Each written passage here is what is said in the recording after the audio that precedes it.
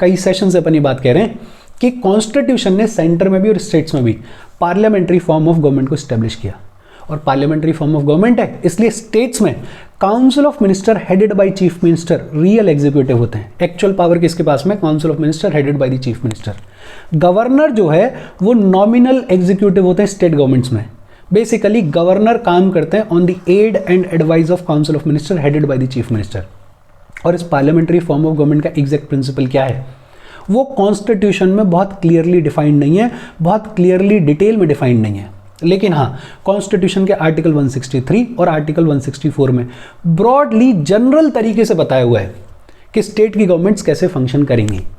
Article 163 क्या है, article 164 क्या है, इसके बारे में अपन ऑलरेडी भी बात कर चुके हैं, एक बार फिर से देख लेते हैं। आर्टिकल 163 पहला तो ये कहता है कि council of minister headed by the chief minister होने चाहिए to aid and advice the governor. Governor के फंक्शनिंग में एड और एडवाइस कौन देगा? Council of minister headed by the chief minister. लेकिन हमने पहले भी पढ़ा हुआ है कि गवर्नर को कुछ कॉन्स्टिट्यूशनल डिस्क्रिशंस हैं जहां गवर्नर को अपनी समझ के हिसाब से काम करना होता है। ऐसे मैटर्स जहां पे गवर्नर को council of minister headed by chief minister की एड और एडवाइस की जरूरत नहीं होती है।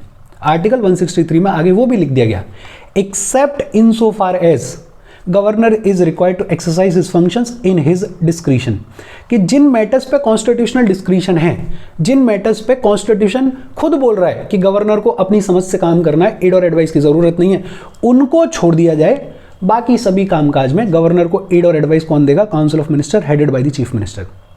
फिर आगे आर्टिकल 163 क्या कह रहा है कि अगर कोई मैटर अराइज होता है और ये सवाल खड़ा होता है कि ये फलाना मैटर गवर्नर के डिस्क्रिशन में लाए करता है या नहीं लाए करता है, तो उस पर फाइनल डिसीजन कौन लेगा? गवर्नर लेगा। गवर्नर का जो भी डिसीजन होगा वो फाइनल होगा। If any question arises whether a matter falls within governor's discretion और not, decision of governor shall be final. अच्छा, गवर्नर ने कोई भी कामकाज किया, कोई भी एक्ट किया, उस एक्ट को इस बेसिस पे डिस्क्वालीफाई या खत्म नहीं किया जा सकता कि वो जो मैटर है वो गवर्नर के डिस्क्रिशन पे लाई करता है या नहीं करता है। अगर कोई काम कर दिया गवर्नर ने तो फिर इस बेसिस पे सवाल नहीं उठाया जाएगा कि वो काम जो वो गवर्नर के डिस्क्रिशन के हिसाब से होना चाहिए था या नहीं होना चाहिए था, फिर तो काम हो गया है। और आर्टिकल 163 बड़ा इंपॉर्टेंटली लास्ट में क्या कहता है कि ये जो भी एडवाइस दी जा रही है गवर्नर को, council of minister headed by chief minister जो भी एडवाइस देंगे गवर्नर को, it shall not be inquired into any court, उसको किसी कोर्ट में क्वेश्चन नहीं किया जा सकता। आर्टिकल 163 बड़ा सिंपली तीन चीजें कह रहा है कि एक तो council of minister headed by chief minister होने चाहिए गवर्नर को एड और एडवाइस करने के लिए। अगर कभी सवाल उठता है कि कोई मैटर गवर्नर के डिस्क्रिशन में लाई करता है या नहीं करता है, तो गवर्नर का डिसीजन फाइनल होगा। गवर्नर ने कोई भी काम किया तो उसको इस बेसिस पे क्वेश्चन नहीं किया जा सकता कि वो गवर्नर के डिस्क्रिशन में लाई करता था या नहीं करता था। और फाइनली जो भी एडवाइस दी जा रही है गवर्नर को बाय द मिनिस्टर्स, उसको किसी कोर्ट में इंक्वायर नहीं किया जाएगा। इसके बाद आता है आर्टिकल 164, और आर्टिकल 164 में कई बातें कही। पहला तो ये कहा गया कि चीफ मिनिस्टर को अपॉइंट कौन करेगा? गवर्नर अपॉइंट करेंगे, अपने को पता है। अदर मिनिस्टर्स को भी अपॉइंट कौन करेगा? गवर्नर करेंगे, लेकिन on the advice of the chief minister. Chief minister जिसका भी नाम रिकमेंड करेंगे उसको गवर्नर अपॉइंट कर देंगे एज मिनिस्टर। इसके अलावा 4 स्टेट्स में, छत्तीसगढ़ में, झारखंड में, मध्य प्रदेश में और उड़ीसा में ट्राइबल वेलफेयर मिनिस्टर होना ही होना चाहिए। तो गवर्नर को ट्राइबल वेलफेयर मिनिस्टर को भी अपॉइंट करना पड़ेगा इन छत्तीसगढ़, झारखंड, मध्य प्रदेश, उड़ीसा। इंपॉर्टेंट है, याद रखना। 94th कॉन्स्टिट्यूशनल अमेंडमेंट एक्ट 2006 के थ्रू बिहार को इस लिस्ट से एक्सक्लूड कर दिया गया। मतलब 2006 से पहले तक बिहार में भी एक ट्राइबल वेलफेयर मिनिस्टर हुआ करता था, अब नहीं होता, अब सिर्फ 4 स्टेट्स में होता है। कौन कौन से 4 स्टेट्स? छत्तीसगढ़, झारखंड, मध्य प्रदेश एंड उड़ीसा। दूसरा बेहद इंपॉर्टेंट चीज, आर्टिकल 164 क्या कह रहा है कि total number of ministers, state government में जो टोटल नंबर ऑफ मिनिस्टर्स होंगे वो कम से कम तो होने चाहिए 12, मतलब 12 से तो कम होने ही नहीं चाहिए। लेकिन स्टेट लेजिस्लेटिव असेंबली की जितनी भी टोटल स्ट्रेंथ है उसके 15% से ज्यादा नहीं होने चाहिए।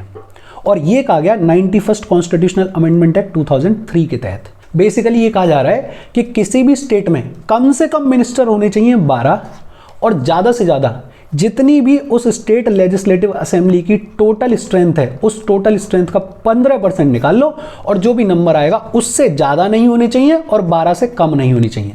बेसिकली पहले क्या होता था कि सरकार चलानी है, ज़्यादा से ज़्यादा लोगों को खुश रखना है, ज़्यादा से ज़्यादा लोगों को अपने साथ में रखना है, तो कोई नंबर नहीं था, मिनिस्टर बनाते जाओ, खुश करते जाओ, अलग अलग डिपार्टमेंट बना दो और बोलो तू इस चीज़ का मिनिस्टर, तू इस चीज़ का मिनिस्टर, वो मिनिस्टर बन के खुश है और तुम्हें सपोर्ट कर रहा है। ऐसा ना हो और सरकार ठीक तरीके से चलाई जाए, नियम कानून के हिसाब से चलाई जाए, इसके लिए लिमिट लगाई गई कि कम से कम तो होने चाहिए 12 मेंबर्स और ज़्यादा से ज़्यादा 15% of the total strength of the state legislative assembly. अच्छा, सेंटर के कॉन्टेक्स्ट में भी कुछ लिमिट है, कितना परसेंट है वो limit, please let me know in the comment section. अपन ने पहले भी बात की हुई है। आर्टिकल 164 पहला तो बड़ा सिंपली ये कह रहा है कि चीफ मिनिस्टर को अपॉइंट कौन करेगा, गवर्नर करेंगे, और अदर मिनिस्टर्स को भी अपॉइंट गवर्नर करेंगे, लेकिन on the advice of the chief minister. Tribal welfare minister होना चाहिए 4 स्टेट्स में, छत्तीसगढ़, झारखंड, मध्य प्रदेश और उड़ीसा में। दूसरा ये कह रहा है कि टोटल नंबर ऑफ मिनिस्टर्स किसी भी स्टेट गवर्नमेंट में कम से कम 12 होनी चाहिए और ज़्यादा से ज़्यादा 15% of the total strength of legislative assembly. और ये किसके थ्रू ऐड किया गया, 91st कॉन्स्टिट्यूशनल अमेंडमेंट एक्ट 2003 के तहत। तीसरा कह रहा है member of either house of state legislature, state legislature के किसी भी हाउस का कोई भी मेंबर अगर उसे डिस्क्वालीफाई कर दिया गया है on the grounds of defection, defection के ग्राउंड्स पे अगर स्टेट लेजिस्लेचर के किसी भी मेंबर को डिस्क्वालीफाई कर दिया गया है तो वो एज मिनिस्टर भी अपॉइंट नहीं किया जा सकता, वो एज मिनिस्टर भी डिस्क्वालीफाई हो जाएगा ऑटोमेटिकली। और ये कह रहा है 91st कॉन्स्टिट्यूशनल अमेंडमेंट एक्ट 2003। बड़ा सिंपल, दल बदल के ग्राउंड्स पे अगर किसी स्टेट लेजिस्लेचर के मेंबर को डिस्क्वालीफाई कर दिया गया है तो वो मिनिस्टर के तौर पे भी डिस्क्वालीफाई हो जाएगा, उसको मिनिस्टर के तौर पे भी अपॉइंट नहीं किया जा सकता। ये डिफेक्शन क्या होता है इसके बारे में अपन ने ऑलरेडी बहुत ढंग से बात की हुई है। अगर आप पॉलिटी के सारे सेशंस को बहुत ढंग से रिलीजियसली फॉलो कर रहे हो तो आपको पता होगा कि डिफेक्शन के ग्राउंड्स कौन से हैं, दल बदल के ग्राउंड्स कौन से हैं। अगर नहीं पता है तो एक बार वो सेशन देखो, आपको पता चलेगा।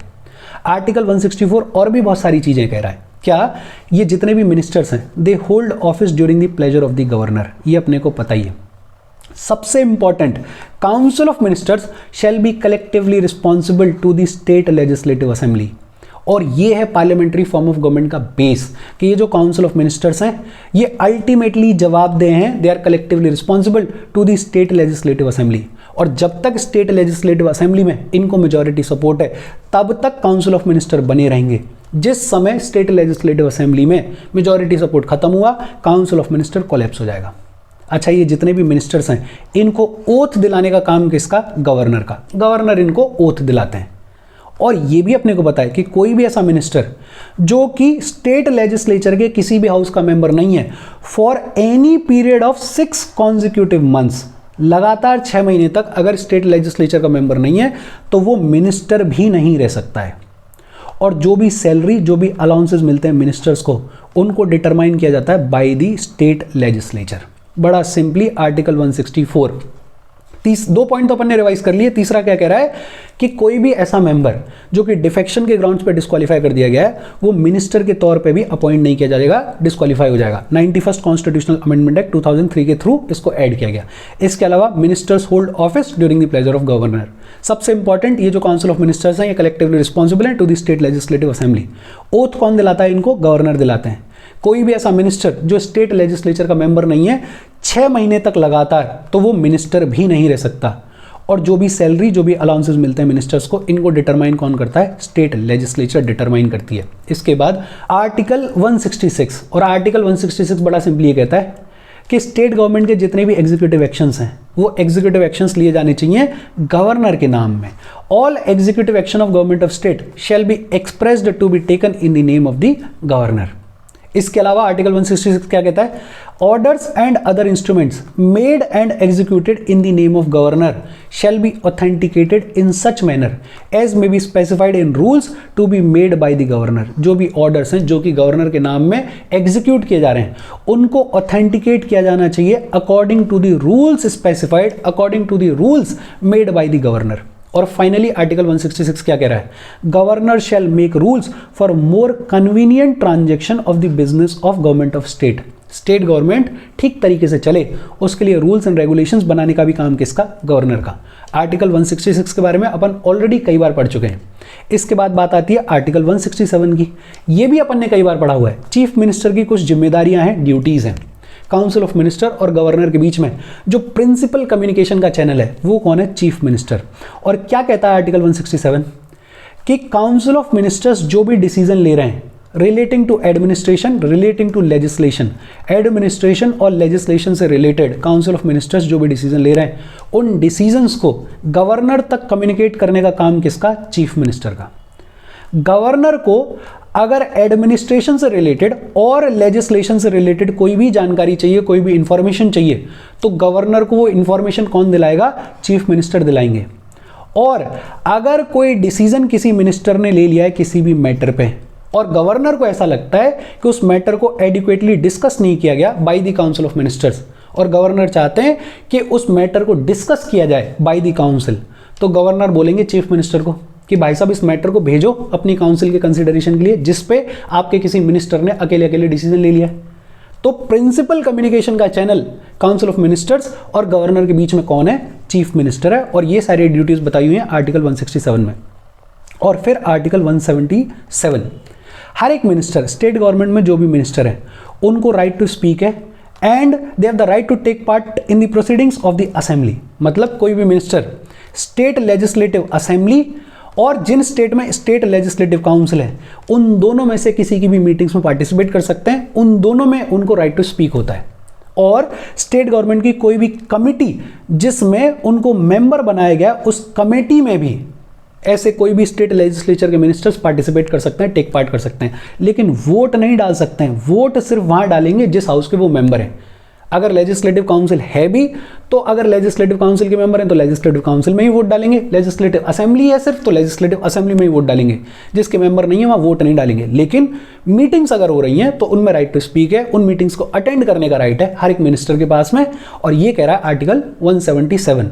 और ये बात हो गई कॉन्स्टिट्यूशनल प्रोविजंस के बारे में। ये जितने भी कॉन्स्टिट्यूशनल प्रोविजंस हैं ये अपन ने सेंटर के कॉन्टेक्स्ट में भी पढ़े हैं, बस आर्टिकल्स अलग अलग हैं, बाकी सारी बातचीत सेम है। जहां जहां चीफ मिनिस्टर लिखा हुआ है वहां वहां सेंटर के कॉन्टेक्स्ट में होते हैं प्राइम मिनिस्टर, और जहां जहां गवर्नर लिखा हुआ है वहां सेंटर के कॉन्टेक्स्ट में होते हैं प्रेसिडेंट। आज अपने को फाइनली एक चीज पे और बात करनी है, nature of advice by ministers. Article 163 अभी अभी अपन पढ़ के आ रहे हैं और आर्टिकल 163 तीन चीजें कह रहा है। एक तो कि council of minister headed by chief minister होने चाहिए to aid and advice the governor, except जहां पे गवर्नर को कॉन्स्टिट्यूशनल डिस्क्रिशन है। और बाकी दो चीजें कह रहा है कि ये जो एडवाइस दे रहे हैं मिनिस्टर्स, इसको किसी कोर्ट में इंक्वायर नहीं किया जा सकता, और कोई मैटर गवर्नर के डिस्क्रिशन में फॉल करता है या नहीं करता है, अगर इस पर कभी सवाल उठता है तो गवर्नर जो भी डिसीजन लेंगे वो डिसीजन फाइनल होगा। ये बेसिक आइडिया है। अब इस एडवाइस पे 1971 में सुप्रीम कोर्ट ने कहा कि the council of ministers must always exist, होने चाहिए to advise the governor even after dissolution of the state legislative assembly or resignation of the council of ministers। Basically council of ministers ने resign कर दिया है या state legislative assembly dissolve कर दी गई है, उसके बाद भी अगर जो नई सरकार आएगी और जो पुरानी सरकार गई है उसके बीच में जो इंटरिम पीरियड है, उस पीरियड में भी council of ministers headed by chief minister होने चाहिए to advise the governor. Hence, the existing ministry may continue in office until its successor assumes charge। Basically सरकार गिरी और जो नई सरकार बनेगी वो जो इंटरिम पीरियड है उसके लिए सुप्रीम कोर्ट ये कह रहा है कि जो एग्जिस्टिंग मिनिस्ट्री है वही गवर्नर को एड एंड एडवाइस करेगी, वही गवर्नर के लिए होनी चाहिए एड एंड एडवाइस करने के लिए। फिर 1974 में शमशेर सिंह केस में दोबारा कहा गया कि except in spheres where governor is to act in his discretion, कि बस उन जगहों पे जहां पे गवर्नर को बोला गया है कि आप अपनी समझ से काम करो, जहां बोला गया है कि एड और एडवाइस की जरूरत नहीं है, उनको छोड़ दिया जाए, तो governor has to act on aid and advice of council of minister. बाकी सभी मैटर्स में गवर्नर जो है वो council of minister headed by chief minister की एड और एडवाइस पे काम करेंगे। और जहां भी कॉन्स्टिट्यूशन ये कहता है कि this requires satisfaction of governor, कि भाई गवर्नर के सेटिस्फैक्शन की जरूरत है, वहां ये जो सेटिस्फैक्शन है ये गवर्नर का अपना पर्सनल सेटिस्फैक्शन नहीं है, it is the satisfaction of council of ministers headed by the chief minister. Basically supreme court ये कह रहा है कि गवर्नर को अपनी इच्छा से काम करने की परमिशन नहीं है, गवर्नर काम करेगा on the aid and advice of council of ministers headed by the chief minister, जो कि होने चाहिए उसको एडवाइस करने के लिए, एक्सेप्ट इन द मैटर्स जहां गवर्नर को कॉन्स्टिट्यूशनल डिस्क्रिशन दिया गया है। और ये बड़ा इजी सा सेशन था, होपफुली सारी चीजें समझ में आई होंगी। कोई डाउट हो तो please comment. Thank you very much.